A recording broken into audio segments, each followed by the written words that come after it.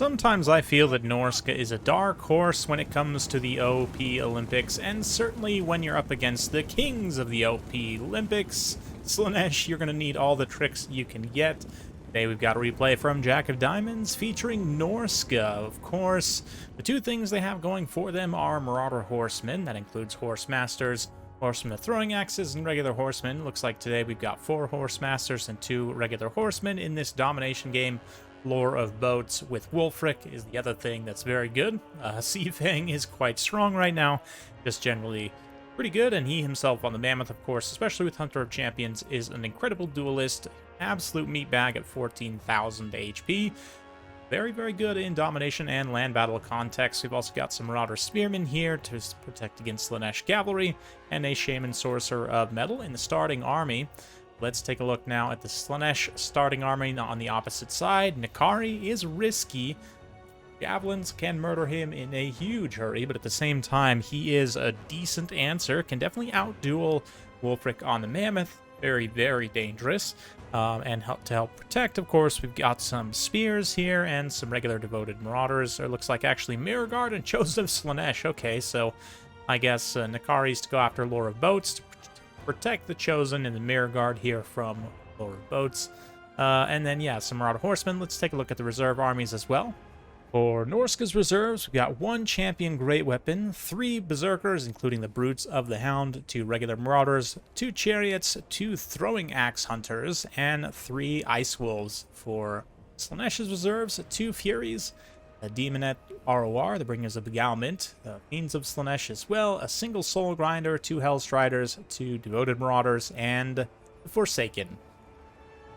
And now we'll get to it. So, Marauder Horsemen and Horse Masters of Norsca are going to be up front. In comparison, it's an interesting comparison to think about, like, the Norscan Horsemen, right, versus the Monogod Horsemen. They don't pay necessarily for a full-on upgrade like the Monogod Horsemen, but they do have the Norscan Enrage, which I have talked a little bit about recently. The melee attack, physical resistance is definitely quite handy, especially on Horse Masters with that additional armor and stats. I think they even have more charge. Let's see if we can get the 2 unit cards. Yeah, Horse Masters, yeah, a little bit extra charge. They're just a little bit more of everything you want, and considering that Horsemen are already very cost-effective, probably too cost-effective, probably should have their cost increased, all things considered, Horse Masters included. They are very good in certain situations. Here, they're going to be skirmishing away a little bit. Are those Horsemen green? Or maybe they just have a green shoulder plate. Interesting. But we're going to see a huge pitched engagement here with Wulfric facing off against N'Kari. Both sides have their reinforcements on station. The Horsemen and Horse Masters trying to concentrate fire on Wulfric, but the Slaanesh player here, Dwarf, confusingly enough, is doing a good job kind of utilizing N'Kari's speed. Even heavily debuffed by Hunter of Champions can still kind of get away from Wulfric, reposition, screen with some of these spears and the Furies and whatnot into the Horsemen, and try and keep N'Kari safe from those missiles to make sure that he can just outduel Wulfric in a clean 1v1, maybe even get some Marauder Horsemen. Nice waste of Lore of Boats there. That's kind of baiting and causing the whiff. Not that Wulfric had a lot of great targets to go after. Maybe he was within range to try and hit those Mirror Guard there, but the Chosen easily just securing this objective. Up on the high ground, nothing so far, but we've got some Hellstriders and some Furies quickly rushing in. Wulfric in huge trouble here as Slaanesh jumps out to a little bit of a value lead. If Wulfric goes down here, that's going to be a big problem, but considering the Horse Masters, they can just kind of kite and skirmish for a little bit. Domination does take much longer now, obviously, with the higher score objective. And these horsemen should have plenty of time to get work done. However, they'll get eaten up by Hellstriders. That's not going to be great as Horse Masters are. Hellstriders are the best light cavalry in the game, but right now, by far, melee, they can just eat value. Right now, they are surprisingly not actually eating that much value. The horsemen are doing a good job of skirmishing away there, trying to get some infantry support, maybe just heavily outnumber. Of course, a few of them are going to be firing in melee there. You can see a couple of the Hellstriders do get felled by javelins, and they're actually going to pull back now and try and rear charge these Berserkers, which ultimately I think is a mistake. If there's one thing the Hellstriders will do is dive very quickly to a unit with high weapon strength, so if they stay in sustained combat against these Berserkers, you see how the units that get in contact with them just evaporate in a huge hurry, especially since they don't have their Soul Scent supercharged up yet, so probably should have just tried to stay and feast on those Marauder Horsemen, but it's tough to say if that would have worked or not. Good use of the Slaanesh army ability, though. You can see here is, or is that, yeah, Phantasmagoria spell, actually, I believe. Snare Wulfric in place and let N'Kari actually finish him. The javelins are throwing into the Furies, which are attacking them, causing some leadership issues. They don't actually rout, though. It looks like, yeah, managed to hold their leadership together despite the death of Wulfric very impressively. There's the Fascination there. Army ability, going to do some damage and enrage the Brutes of the Hound as they try and rush in. They would certainly be very dangerous to Slaanesh Marauders. Chosen Mirror Guard might be a little bit more even. We'll have to kind of check back on that engagement and see, but Slaanesh is definitely pushing hard. N'Kari able to utilize that insane mobility to just immediately reposition back onto Objective 2 and tear out away a couple of Marauders there, but surprisingly enough, I mean, Jack of Diamonds is still trading decently on army damage value, still nothing really going on up on the high ground. Norsca was able to capture that objective to at least, you know, stem the bleeding on victory tickets, make sure Slaanesh can't jump too far out ahead. Right now, though, battlefield control-wise, Norsca looks to be in trouble, but again, their value trading is actually okay, so let's see.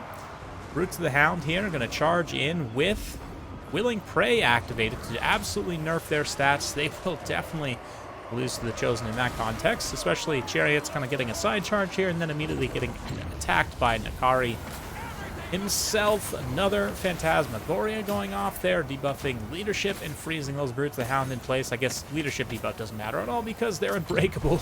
So it does allow the Marauder Chariots to get terror routed, though, which is decent. The Horseman force is still online, though, despite the best pressure of the Hellstriders. They've been able to kind of stay together, keep firing, and keep getting value.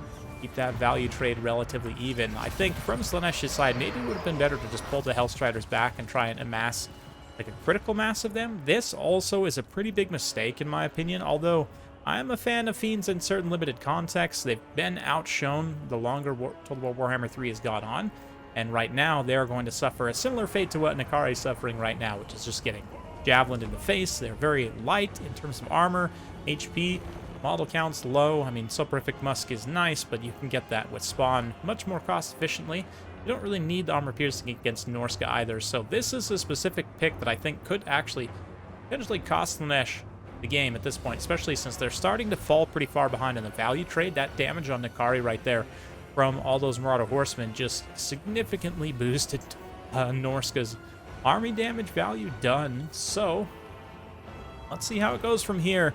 Beautiful positioning with these Marauder Hunters, too. Almost missed this. Getting in range. Brutes of the Hound sacrificing themselves to the last so that these guys can yeet some axes over in here and do some significant damage to those Chosen. Yeah, Shield Breaker even to reduce their missile block chance. Great job. N'Kari rushes over to try and prevent this, but already those Marauder Hunters, yeah, almost 400 value. Plus, you know, the Chariots charging in, Brutes of the Hound still trading okay. I mean, not doing great, but certainly contributing some damage there. And it's definitely a team effort to try and take out those Chosen, but they are still alive. Chariots get wiped out. More Throwing Axe Marauder Hunters over here, and it's interesting to see these guys. You know, against Slaanesh, I would think that it'd be tough to protect them, but at the same time, the Throwing Axe Hunters specifically have pretty good melee stats. Like, they for some reason have just better melee stats than the Javelin Hunters for the same price, I believe. 36 attack and 28 weapon strength does mean they can fight back against some of the lighter Slaanesh units. Like, else the anti-large Hellstriders will probably still do pretty well against them, but it's not going to be a great trade for them necessarily. Like, they will take some damage in the process, definitely. And here, some beautiful positioning from Jack of Diamonds as he kind of pulls back. I believe, is this... Yeah, I'll have to check on Discord what the name is. Sometimes the names on Discord and the replays don't match, but at the very least I can see the names on the replays now with this modded UI setup. Shout out to the mod authors on that one again. I'll try and remember to link it down below. Keep forgetting to do that. But anyway, Wulfric has now been resummoned. Supply-wise, it obviously took quite a bit to save up there. You guys might have seen that up in the corner, but he's back with another 14 1000 HP of Mammoth to try and deal with for Slaanesh. So let's see how it goes. So Marauder Horseman making a push here, getting intercepted by Furies, but the Furies are relatively squishy and don't have great capture weight. I think, so from a build perspective for Slaanesh here, a couple mistakes would be the Fiends. You could literally just replace them with two more Marauder Horsemen with Javelins. Obviously with Javelins for Slaanesh, you don't have any other options, but the ranged Horsemen and then these Furies you could maybe replace with the non-anti-large Hellstriders. It would probably be a decent choice as well, just to give you maximum cavalry potential, or even take some actual, like, Seekers. They give you some armor-piercing damage and some great magic shock damage in case of something like a Skin Wolves. Not that I think Skin Wolves are wildly common in this matchup. I'm actually not super familiar with this matchup myself, but anyway, looking at the battlefield situation, we can see that Slaanesh has a pretty good 3-cap right now, and despite the pretty hefty value lead of Norsca, they're still not able to get any of these objectives at the moment, so things are looking pretty tough in that way. Did manage to get some Berserkers up onto the high ground to duke it out with some Slaanesh Forsaken, some pink, beautiful bright pink Forsaken. Game is chugging a little bit here, but there you go. Flying axes in the air as the Marauder Berserkers get taken out, but somehow Nakari's still alive. This one unit of Horsemasters might finish it, though. That's going to put a pretty big nail in the coffin, and Norsca should be able to counter-push. Wulfric also kind of finishing off the last of those Hellstriders, the Chosen and whatnot. Nakari falls to the Horsemasters. All of a sudden, Norsca's in a position to potentially try and 3-cap, which they do need to do very quickly. Over 2 minutes left. The victory for Slaanesh here. Winds of Magic-wise, Slaanesh is completely out. Norsca still has some, though, and this Metal Sorcerer still kicking around the battlefield, so potentially another Searing Doom or Plague of Rust might be in order. If any high armor units come out, obviously. Late game, Bringers of Beguilement, again, would be probably better to just take more light cavalry and like cheap spears and stuff, because Bringers of Beguilement are very good, don't get me wrong, but they are very inefficient against something like this Marauder Horsemaster Kite. Yes, they'll get in and absolutely rampage, and oh my god, they slaughter those Marauders. Dear sweet Slaanesh, that is impressive, but at the same time, I mean, they're eating a very low-cost unit and getting hit by Javelins at the same time, so not very cost-efficient at the end of the day. Was it enough to actually defend that objective? Well, maybe temporarily. Maybe that's the whole point, is just utilizing their speed and high capture weight to get on the objective, but not sure about that. Actually, thinking about it, regular Demonettes, be curious to see if they trade good against Berserkers on the initial charge. It might be worth it to take them here, just, you know, straight up to try and win the infantry fight, but I don't know. I haven't tested that, to be honest. Exalted Demonettes would definitely win, and especially the Bringers of Beguilement. 63 attack, 54 defense, 35 charge bonus, too. Puts them up to, like, 89 weapon damage on the charge with the Soul Scent active. So, very interesting stuff. That being said, where are we at in terms of victory? Still a little over a minute till victory for Slaanesh, so they've just got to defend the center objective, and as a result, these Hellstriders kind of getting out in space, a little bit singled out and isolated by lots of Marauder Horsemasters. We've got Ice Wolves coming in now, rushing down the hill, and Wulfric with his recharged Lore of Boats, of course, since he died and now has been resummoned. He's got more charges of Lore of Boats available to him if he wants to send it and finish off these Bringers, but I don't think he actually needs to. I think the Mammoth and the Ice Wolves and everything else can come in and just get the work done. The Ice Wolves do get sacrificed, and Bringers of Beguilement definitely get an impressive kill total, but value-wise, it's actually not all that great. So, tough to say. I mean, Slaanesh, 4,000 damage value down is pretty tough to come back from, but he just about is able to hold it.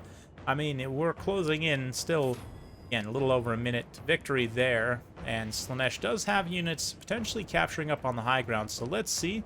Norsca's going to have to make a push, break this advance, but right now, Norsca is definitely in a position to try and finish this game off, but we'll definitely have to wait and see.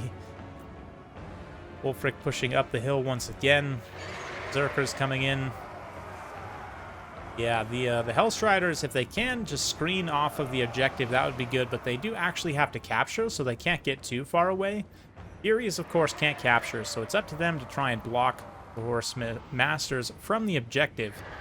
It does look like Slaanesh is able to get the capture there, so definitely some nice back and forth. Let's see, Norsca. Wulfric is definitely a huge elite presence, and a little bit of lore of boats there. Not necessarily great against light cavalry all spread out like that, but just his presence alone is enough to challenge these Marauders in such a way that they will not be able to hold this objective. We'll see. I mean, the Horsemaster's also just piling through, able to kind of bypass that blockade fairly effectively. Got some Slaanesh horsemen coming in, and there's trouble out there as some devoted Marauders have warded off the Shaman Sorcerer and are trying to cap that objective. Spearmen coming in to intercept. More Spearmen coming in up here with some more Horse Masters. Let's keep it in cinematic cam. Wulfric and his boat boys. And really wish we had naval battles in this game, but perhaps someday, like someday far, far, far in the future.